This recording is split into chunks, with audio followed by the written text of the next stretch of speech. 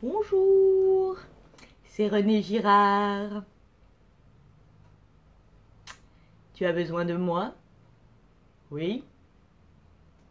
Tu veux que je t'explique mes grands concepts? Oui. Très bien. Alors, les grands concepts de René Girard. C'est très simple parce qu'en fait, ils sont très peu nombreux et ils sont liés entre eux. Il faut retenir désir mimétique, crise mimétique et bouc émissaire. Les trois œuvres. 1961, mensonge romantique, vérité romanesque. 1972, la violence et le sacré. 1982, le bouc émissaire. Pour comprendre comment ces trois concepts sont liés entre eux, il faut un petit peu revenir au parcours de René Girard.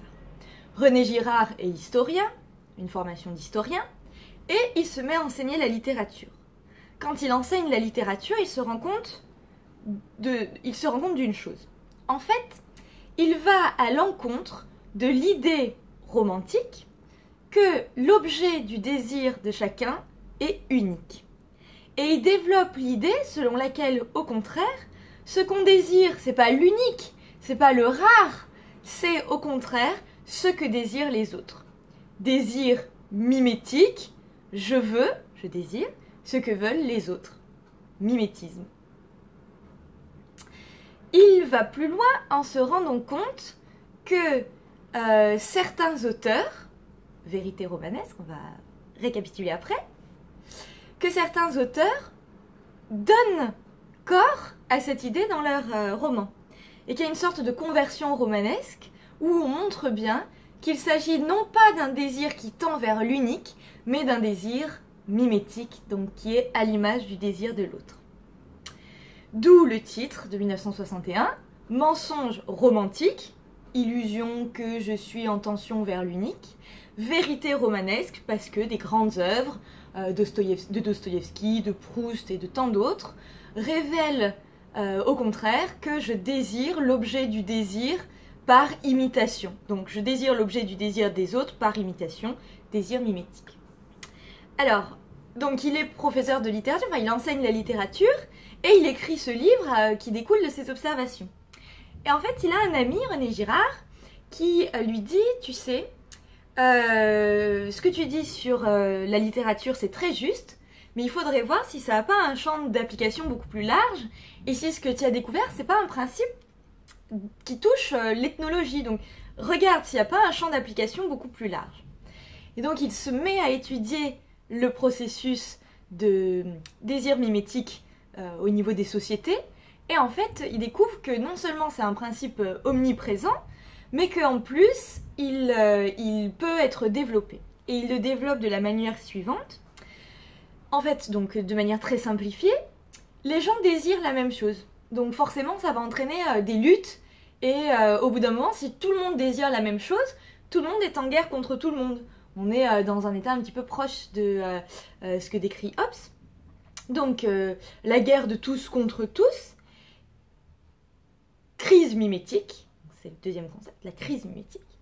Et en fait, soit tout le monde se bat contre tout le monde et donc tout le monde meurt, soit on trouve une solution et on repart dans un nouvel ordre. Et en fait, lui dit que cette solution, elle existe, et il va prendre dans l'histoire des Hébreux l'idée du bouc émissaire. Alors, qu'est-ce que c'est le bouc émissaire? En fait, dans les sociétés hébraïques, il y avait un principe très efficace, c'est-à-dire que quand il y avait un gros malaise dans la société, on faisait venir un bouc.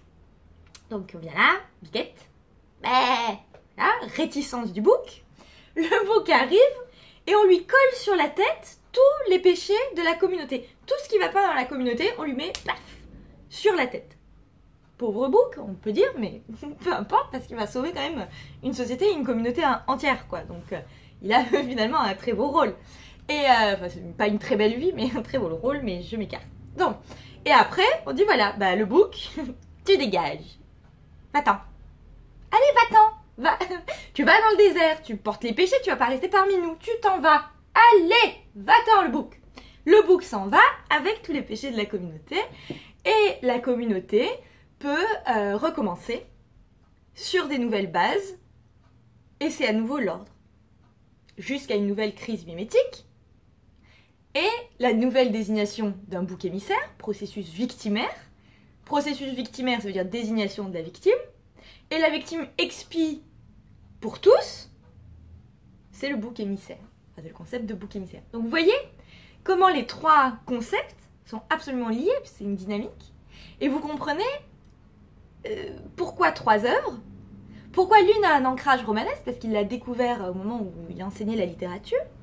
La violence et le sacré, donc l'ouvrage de 72, ça pousse beaucoup plus loin le concept, ça l'observe de manière beaucoup plus large, et le bouc émissaire est vraiment consacré au retour à l'ordre dans les sociétés. Pour compléter, en fait, René Girard, merci René, va plus loin et il explique que les mythes seraient en fait la célébration d'une société du sacrifice de celui qu'on a désigné comme coupable, et donc ce serait la célébration de ce qui a permis le retour à l'ordre. Je sais pas, je pense...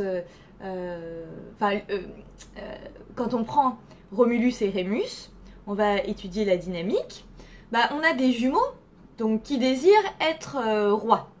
Ils vont fonder ce qui sera Rome, donc ils sont les fondateurs de la ville.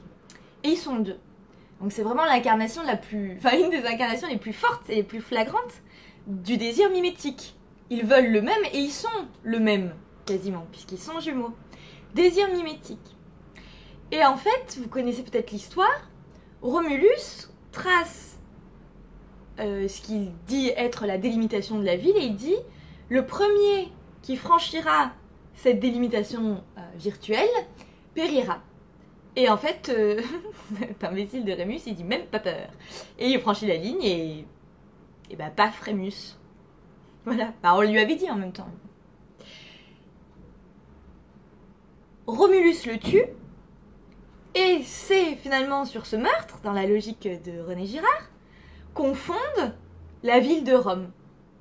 Donc on a le désir mimétique, le processus victimaire, désignation de celui qui va périr, sacrifice, et en fait un ordre. Et vous voyez comment ça devient un mythe que célébreront les Romains, fondation mythique de Rome. Et Rome porte le nom de Romulus. Enfin, c'est une petite transformation. Bah, il n'allait pas l'appeler Rémus, quoi. Voilà. Donc vous voyez les trois concepts et leur continuation dans du coup la valeur du mythe. Vous voyez comment ça s'inscrit dans ces trois œuvres. Maintenant, quelques illustrations. Donc vous avez l'illustration à travers Oedipe, et là bon, je vous renvoie aux œuvres, mais il y a une étude extraordinaire de la mise en cause en rétrospective de la dynamique freudienne sur Oedipe, et ça je vous laisse le découvrir de votre côté, enfin c'est une belle découverte. Donc vous avez donc Oedipe, la peste, désignation, processus victimaire, c'est Oedipe qui est la cause de la peste parce que il a tué Laios et qu'il ne le sait pas. Je vous renvoie à Oedipe et à Oedipe roi de Sophocle. Et une fois qu'il est désigné, bah, tel le bouc émissaire, il est envoyé dehors, quoi, il est exclu. Et un nouvel ordre peut être... ça donne lieu à un nouvel ordre. Lui quitte Thèbes, deuxième pièce de Sophocle, Oedipe à Colonne, etc. Ensuite, vous pouvez penser aux Juifs. Vous pouvez penser aux sorcières, Inquisition, etc. Et vous pouvez même penser à la révolution qui se construit sur le fait de couper la tête au roi et à la reine, désignation victimaire, sacrifice et création d'un ordre nouveau, ordre républicain. Et en revanche, prudence sur la question du Christ, parce que René Girard le distingue des autres processus, puisque en fait, Jésus est innocent. Donc ça soulève d'autres questions. Donc c'est dans la continuité et en même temps dans la différence. Et donc pour les détails, pour tout ça, hein, moi c'est un petit peu SOS concept, quoi. C'est un petit peu le dépannage immédiat, quoi. J'arrive avec mon gyrophare et je fais n'importe quoi avec mes masques de René Girard. Mais évidemment, je vous invite à prolonger ça dans la lecture des œuvres de René Girard, celles que je vous ai citées, et puis évidemment les autres.